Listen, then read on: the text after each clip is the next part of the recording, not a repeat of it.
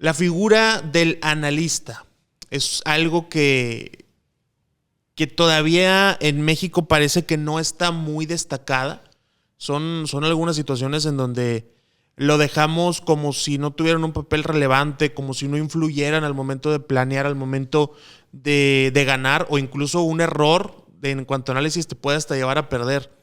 El día de hoy, en este capítulo, en este episodio del podcast 693, que les agradezco mucho que nos estén escuchando, vamos a platicar con Miguel Ángel Vázquez, una persona que sorprendió cuando el Club Puebla lo anunciaba en sus redes sociales en junio del año pasado, pero desde entonces ha tomado un papel de mucho respeto dentro de la institución y sobre todo un papel determinante al momento del plan de juego. Es una persona con la que ya he platicado varias veces y siempre tiene el fútbol en la cabeza.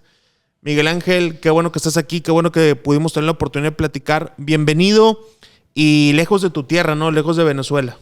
Sí, bueno, muchas gracias por la invitación. Sí, o sea, el fútbol me ha alejado un poco de mi casa, de Venezuela, en los últimos 5 años. Pero bueno, bienvenido sea mientras siga habiendo momentos y oportunidades como esta. Ese sacrificio, entre comillas, será siempre bien aceptado. Siempre te he notado como una persona apasionada y contento por el trabajo que tienes y sobre todo por la preparación. Antes de que llegaras a Puebla, te lo tengo que decir, yo veía tu cuenta de Twitter, veía las imágenes que subías y me llamaba mucho la atención, particularmente por la toma de los partidos que tenías como desde atrás de la portería, que se ve el campo bastante amplio, que se ve una toma privilegiada, ¿no?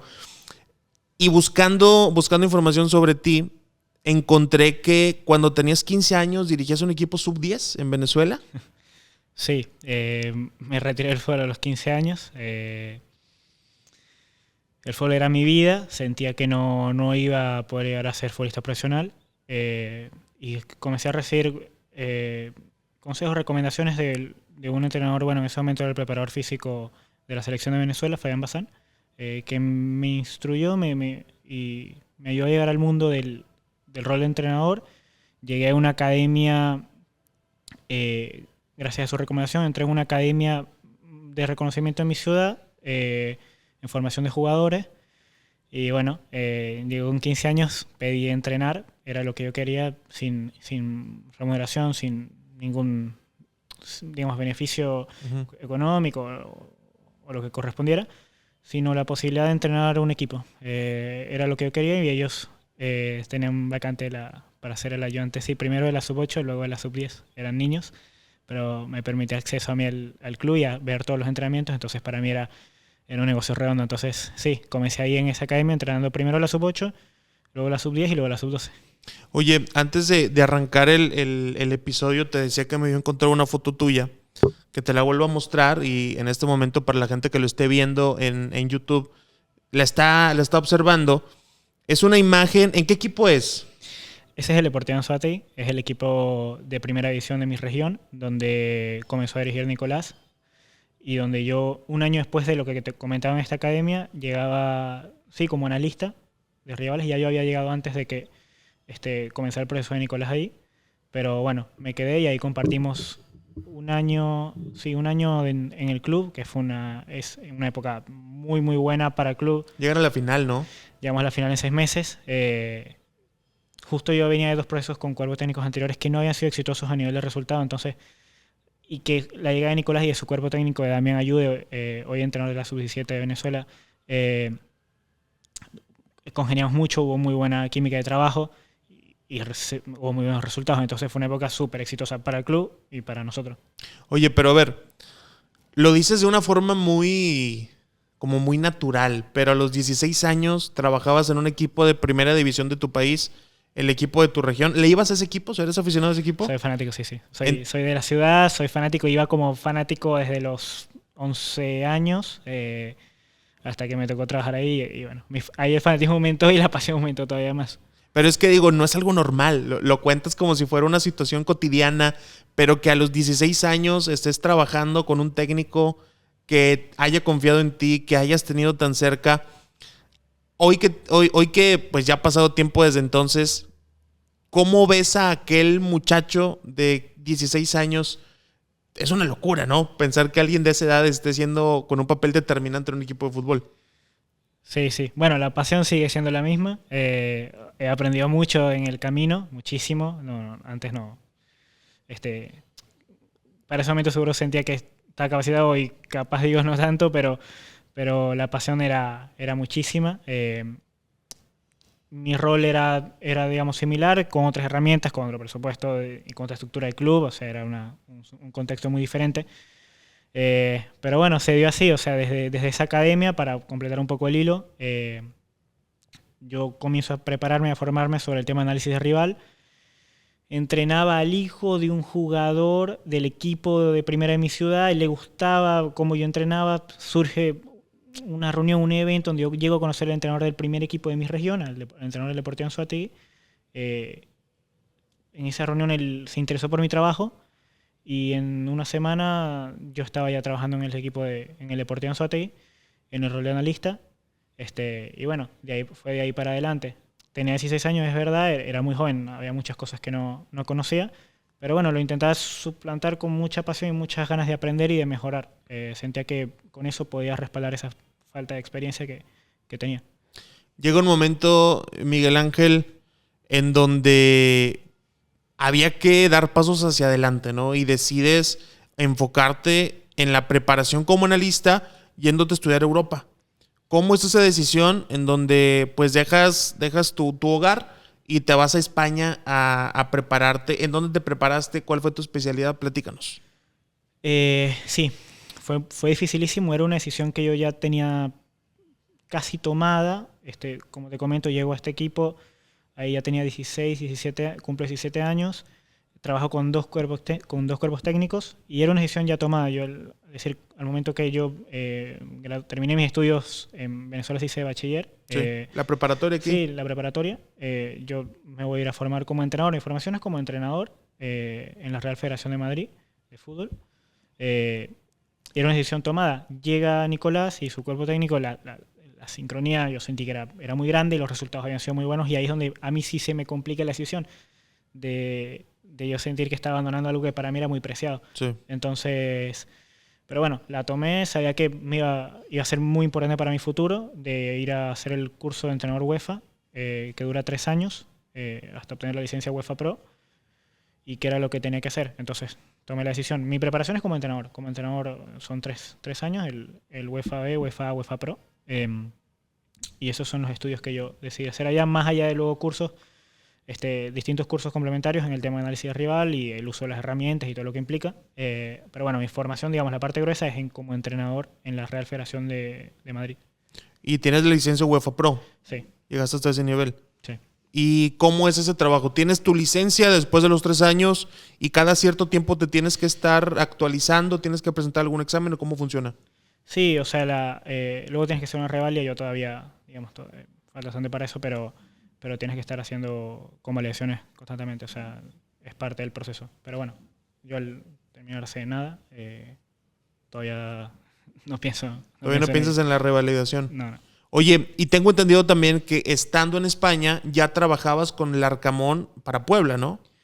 Sí, durante el último año nosotros, o sea, siempre mantuvimos la relación. Él llega a Chile, le va excelente en sus primeros 2 años, luego llega a Curicó, el último club en el cual él trabaja en Chile, y ahí la relación se hizo más fuerte, o sea, con ganas de ya trabajar juntos. Yo quería volver a trabajar con Nicolás, para mí era una aspiración, pero me faltaba un tiempo para poder terminar mis estudios. Entonces lo que él me comenta es que mientras dure ese proceso, para trabajar a distancia, de la forma que podamos hacerlo, o sea, con las herramientas que podamos. Y fue así durante ese proceso, y luego durante los primeros 6 meses en Puebla. Yo ahí termino mis estudios y bueno, hablamos y yo le comento, yo le digo, tengo ganas ya de incorporarme allá a Puebla.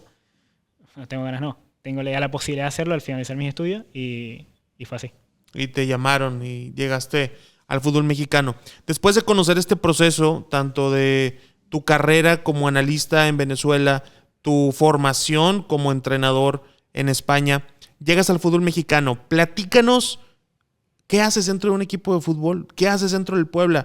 Para empezar, ¿cómo es una semana de trabajo de Miguel Ángel con Nicolás Larcamón? Bueno, para sintetizarlo, el 80% más o menos de mi carga de trabajos se enfoca en ver al próximo rival, el próximo equipo que vamos a enfrentar. Es ahí donde pongo donde pongo la lupa y donde me enfoco en ver entre 7 y 8 partidos del próximo rival para así definir cuáles son los patrones y las conductas que hace ese equipo dentro del campo y poder trasladar ese resumen, esa información a Nicolás y al resto del cuerpo técnico. Ese es como la mayor parte ese es el grueso de mi trabajo y luego con esta información tratar de ayudar mediante las decisiones de Nicolás, de Javier Vergés, de su primer ayudante, de Lalo Arce, su segundo, y el resto del cuerpo técnico, a tratar de diagramar el mejor plan posible según los jugadores y las fortalezas y debilidades que tienen los jugadores propios y tienen los jugadores rivales. Oye, hay una frase que leía en tu cuenta de Twitter hace tiempo y que hoy me enfoqué en rescatarla y te la voy a leer.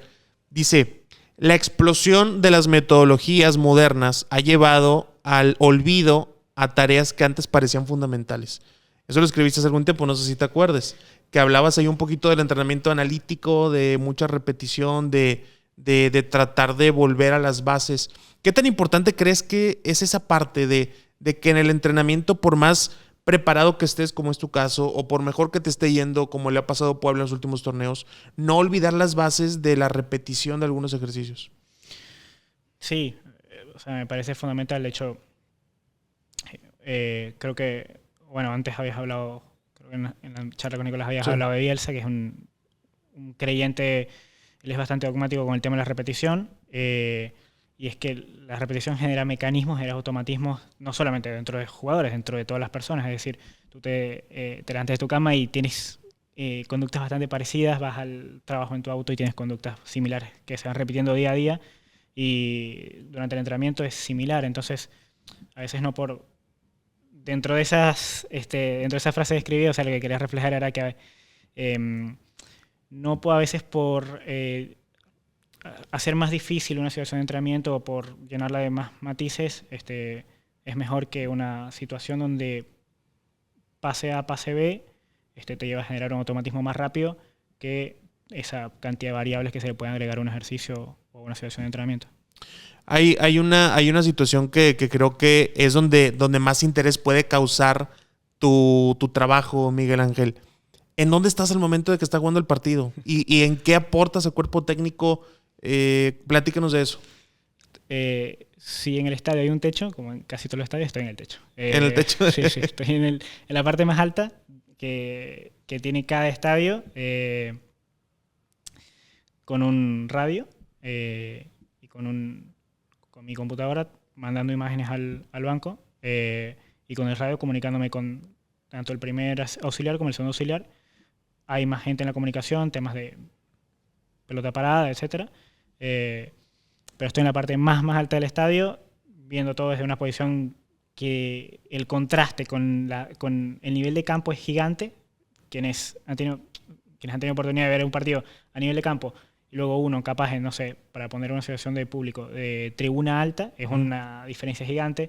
Yo normalmente estoy en el techo y desde ahí voy pasando imágenes y mensajes, sí, a lo largo del partido, más no excesivos, o sea, es decir, cosas puntuales que van sucediendo y para que ellos tengan toda la información en el banco y poder tomar las mejores decisiones.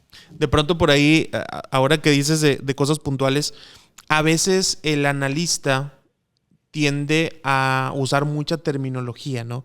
Tiende a conceptualizar demasiado algunas cosas, a usar algunas palabras rebuscadas, pero al momento en donde estás viviendo la intensidad de un partido de fútbol, tienes que ser lo más práctico posible y tampoco mandas videos de 3 minutos, ¿verdad? Me imagino. Tienen que ser secuencias de segundos. Sí, tal cual. O sea, yo creo que la terminología que se usa es muy propia de cada cuerpo técnico. Lo importante es que el mensaje del emisor sea totalmente perceptible para el receptor. Entonces nosotros, ya dentro de nuestra comunicación interna, hay algunos términos que capaz los de afuera no entienden, capaz los de afuera usan unos más rebuscados, no sé. Yo creo que es muy personal, o sea, de cada cuerpo técnico. Nosotros sí es cierto que tratamos de que los mensajes sean muy concisos y de que las imágenes sean muy rápidas de entender y de visualizar, porque el partido sigue corriendo. O sea, no estamos en una oficina que nos podemos ver una jugada 30 veces, sino que pasó esta jugada y hay otra nueva, y se van dando nuevas conductas y nuevos patrones, y hay que estar constantemente viendo lo que está sucediendo. Entonces sí, son términos sencillos, digo, para nosotros, o sea, términos que utilizamos constantemente e imágenes que son rápidas de ver y de entender. Además que dentro del mensaje y la imagen ya es bastante gráfico. Bastante claro, sí, ¿no? sí, normalmente no hace mucha revisión. ¿Cómo podemos decir que está bien hecho el trabajo de un analista? Si el equipo rival realiza los patrones que esa persona pudo prever durante la semana. Siempre hay fallos, siempre. Yo fallo, todos fallan, o sea, es lo normal. Luego, porque el equipo rival también juega y también cambia cosas durante la semana y también ajusta cosas del minuto 10 al minuto 15. Es lo común, es lo normal. Pero bueno, un buen trabajo es cuando normalmente esos patrones que uno pensó que se iban a dar, capaz este iba a atacar un poco más al espacio, no, capaz este equipo iba a buscar un poco más de juego interior. Se termina sucediendo el domingo, bueno, el día del partido, y se termina dando en el campo. Hay una entrevista de Guardiola con un cineasta, no sé si la has visto, sí, excelente. para el Banco Sabadell, sí, excelente, sí. en blanco y negro. Sí, Exactamente es esa. Sí. En donde dice que uno de los mejores momentos de su trabajo es cuando le dice a los jugadores que algo va a pasar y pasa.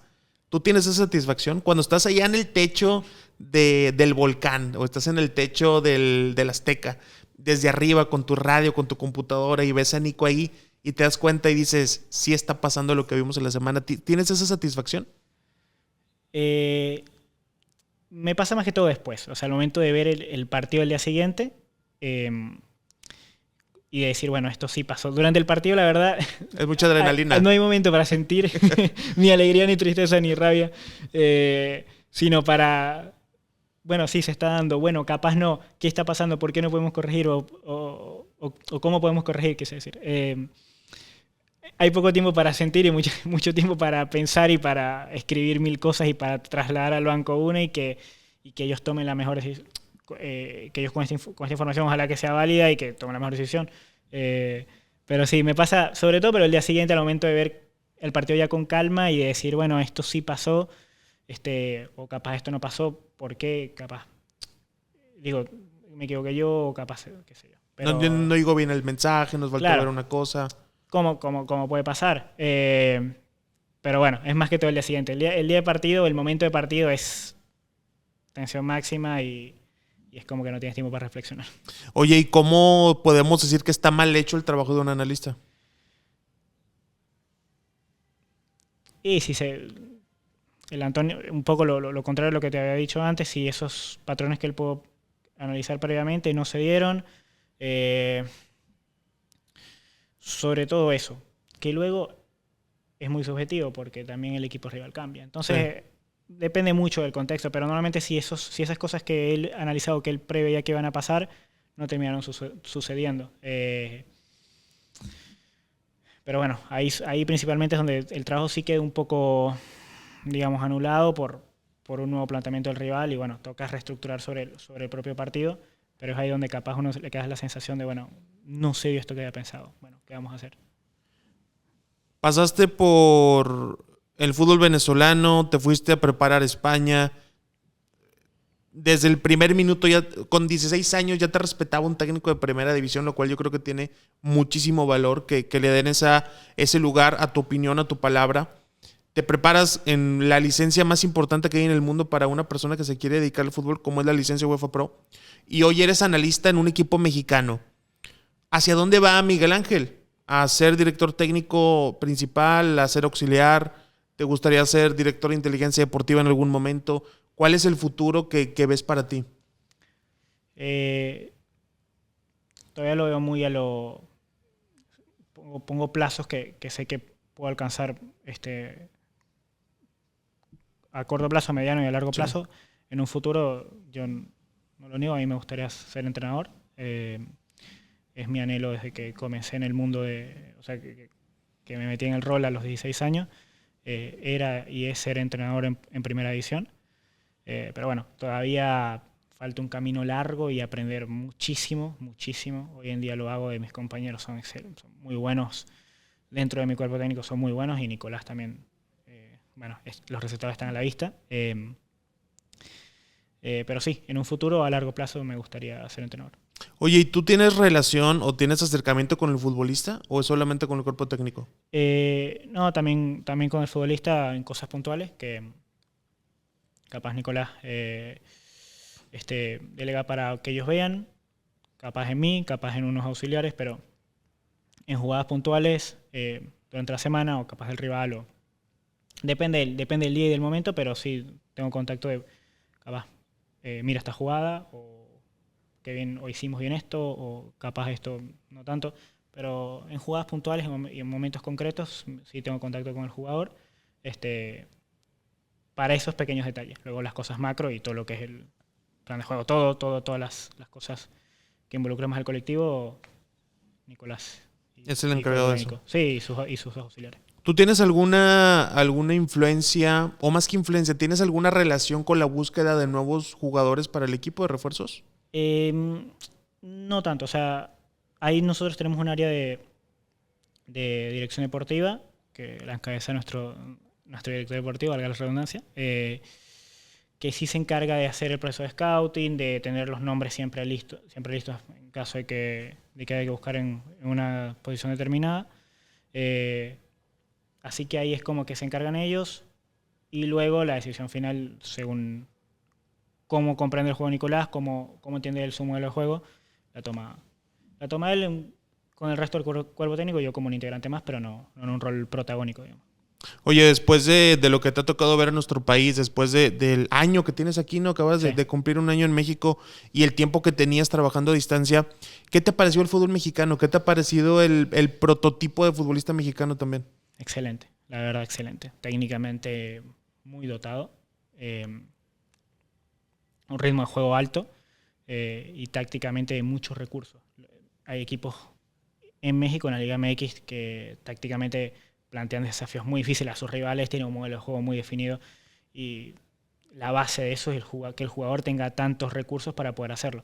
Entonces, a mí, yo la verdad, en eso estoy, no sé, sorprendido porque ya mis expectativas eran altas, pero bueno, sí, estoy muy contento, o sea, y con el desafío que eso plantea, pero para mí el nivel es muy alto. Tanto el jugador mexicano como el jugador extranjero que llega y se sostiene, como de los entrenadores que hay en la liga, creo que no tiene nada que envidiarle al resto de las ligas top del continente, considerando a México como una, claro. Sí, claro, dentro de los mejores 4, ¿no? Junto con Brasil, MLS, Argentina. Tal cual. Y México. Viendo tu origen, Miguel Ángel, tu origen venezolano, y hace no mucho tiempo yo recuerdo una selección venezolana de sub-20, me parece, que jugaban de maravilla y tenían grandes individualidades, y los talentos como Wilker Fariñez, como Peñarada, como Jefferson Soteldo, como Savarino, el gran talento venezolano que hay en los últimos años.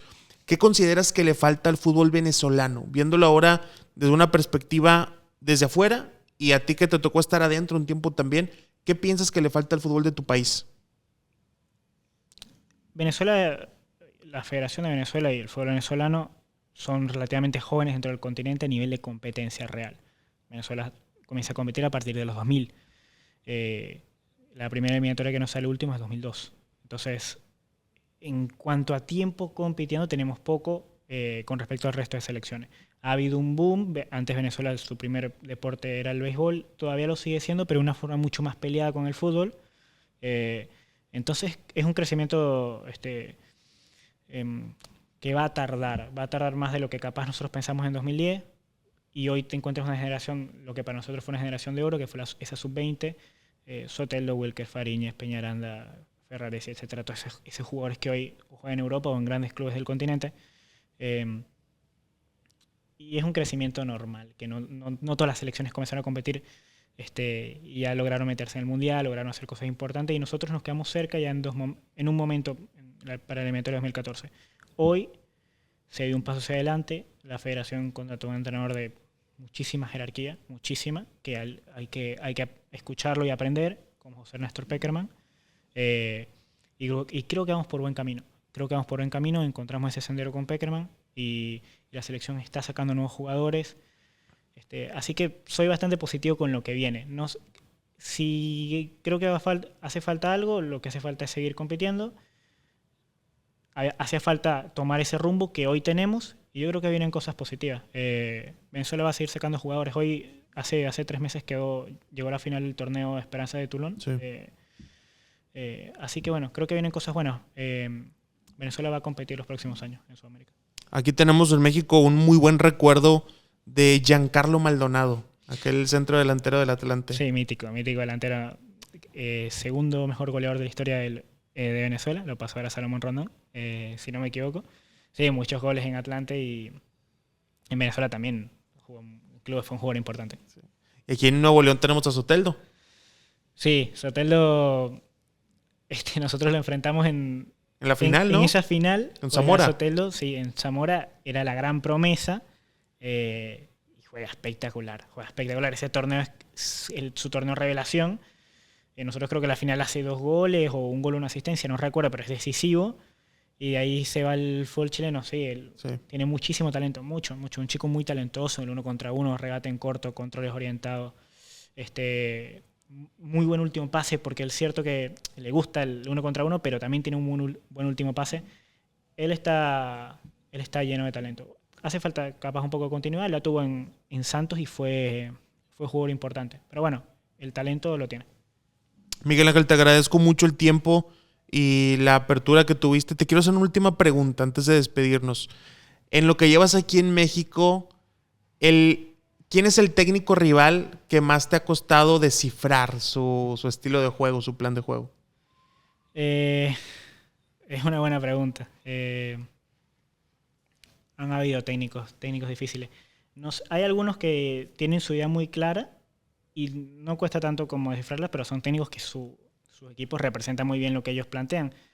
Almada, por ejemplo, es uno, Coca es otro. Pero luego el Vasco fue un técnico difícil, sobre todo su primer torneo. No me quiero quedar con uno, han habido muchos. Sí. Yo creo que en esos dos hay, no tanto por lo que cuesta identificarlos, porque digamos sus equipos muestran mucha entidad, pero por la efectividad que tienen al aplicarla es muy alta, tanto Coca como Almada. Miguel Ángel, te agradezco mucho tu tiempo, gracias por la apertura que tuviste para responder nuestras preguntas. Estoy seguro que un día te vamos a volver a tener en este podcast, en este espacio, ya como entrenador. Estoy seguro que va a llegar en algún día. Falta todavía, pero estoy seguro que con la pasión que tienes por el fútbol y por la preparación de tu trabajo va a llegar algún día y espero que estemos de nuevo por acá. Muchas gracias por tu tiempo. Gracias a ti. Gracias a la gente que estuvo escuchando y viendo este podcast, este episodio del 693 con Miguel Ángel Vázquez, el analista de rivales, el analista táctico, analista técnico de el Puebla de Nicolás Larcamón y que tiene un gran futuro en el fútbol. Hasta la próxima.